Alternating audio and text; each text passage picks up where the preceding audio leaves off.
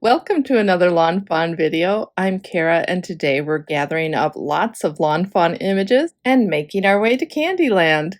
I'll be using Year 7, Tiny Christmas, Fairy Friends, Fox Costumes Before and Afters, All the Clouds, Dad Plus Me, Unicorn Picnic, Thanks a Latte, Happy Village, Village Shops, Life is Good, Swan Soirée, Yeti or Not, Trees Before and After, A Creature Was Stirring, and the Slide On Over Maze, Your Sweet Line Border, and the Little Gingerbread from Build a House Gingerbread Add-on. I'll start by making the squares of the trail. I cut the top layer with the Slide On Over Maze, and I'm going to make the squares underneath. So I'm tracing out where those lines of the maze are so that I can put my colors sort of in the right place.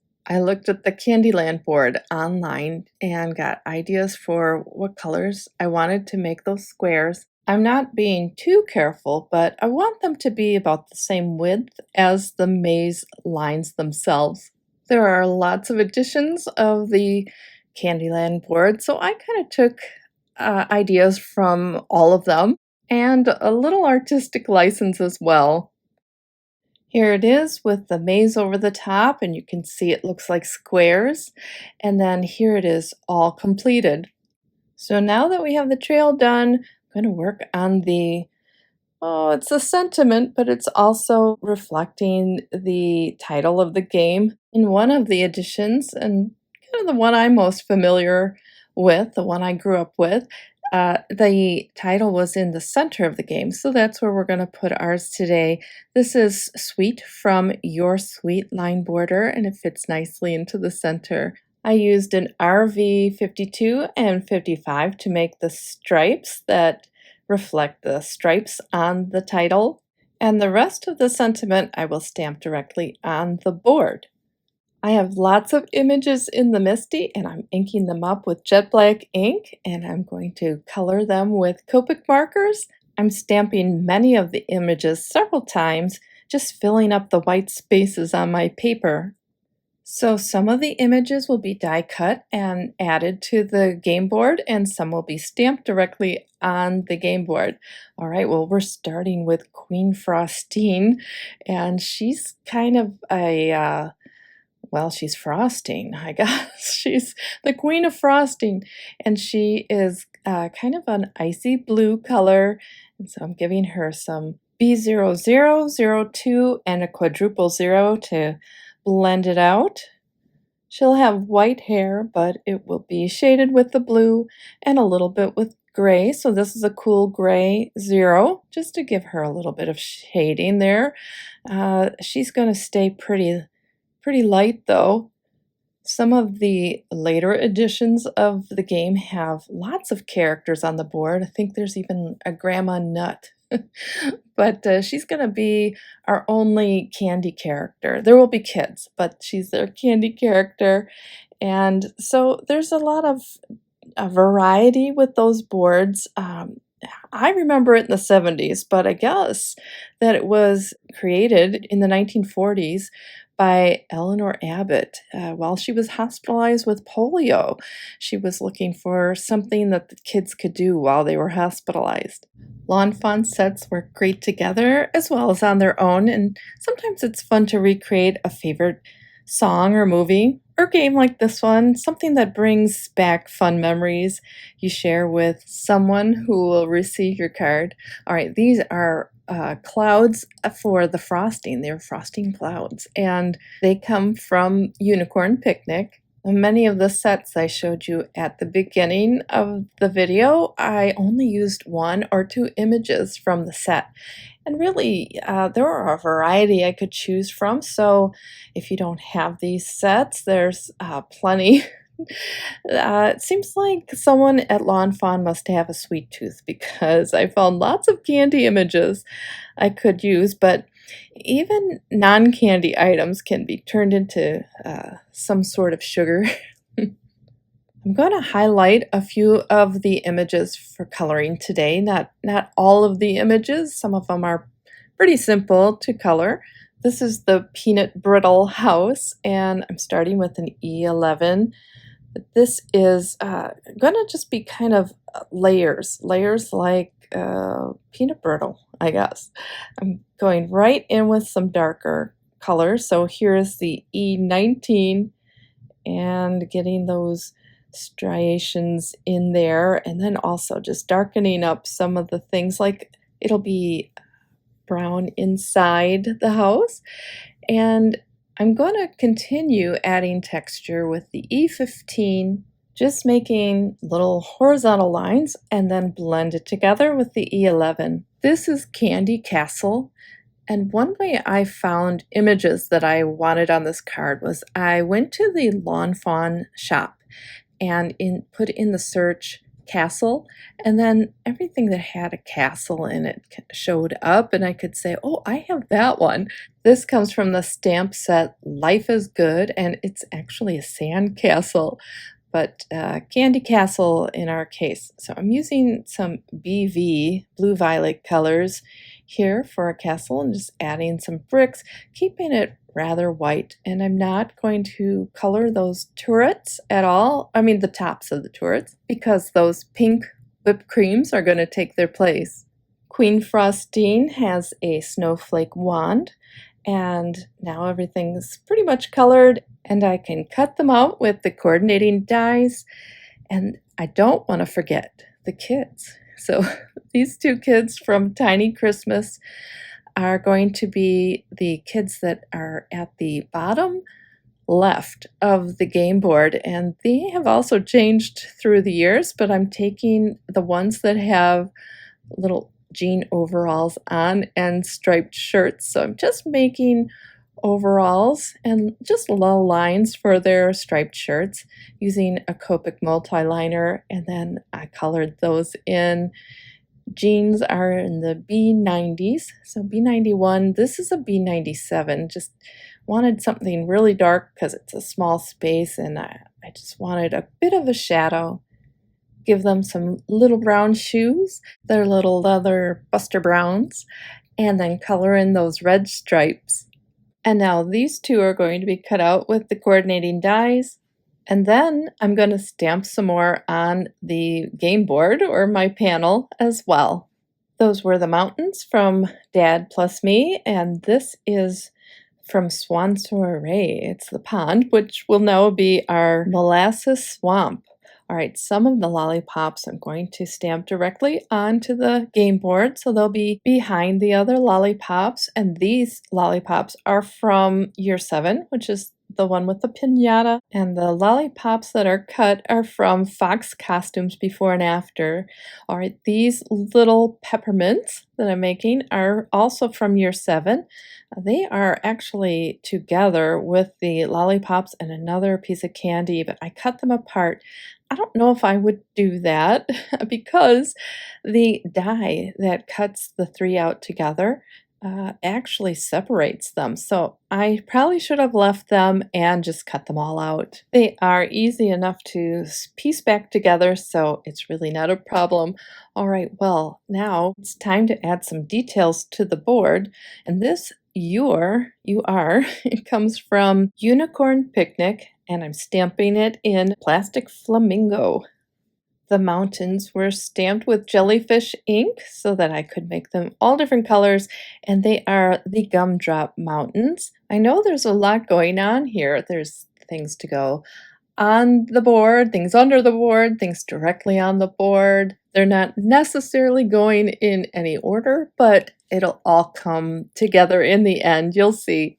Now for the Gumdrop Mountains, I just put on one layer of a lighter color, and I'm just going to shade it a bit with a darker one and put in a little texture, some sugar with little dots blend some of it together, but then come back and really add more dots to make it look like gumdrops. I'm ink blending a little bit with ballet slippers to give Queen Frostine a background there, and realized it's kind of a peachy pink, and I really wanted it more pink than that, so put a little plastic flamingo on there as well. There are a lot of little scenes in Candyland, so adding in the ink to the panel helps create that division, and it also helps blend the scenes together too at the same time.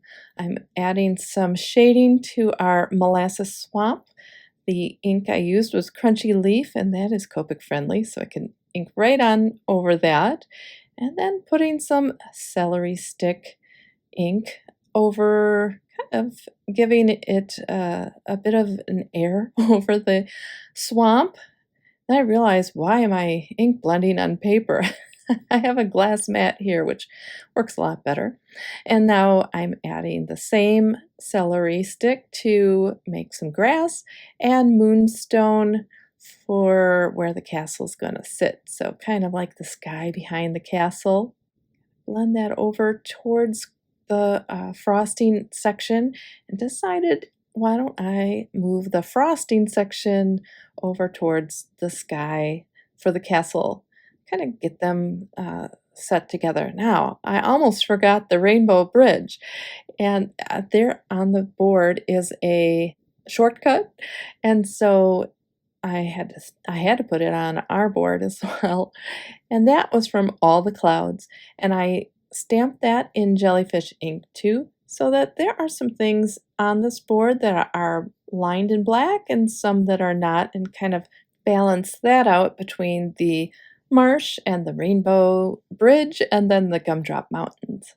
All right, a little bit of green for the lollipop woods, some doe ink, D-O-E, like the deer, for the peanut brittle house, and also in the peppermint stick forest. I'm keeping everything pretty light, so it really just stays in the background.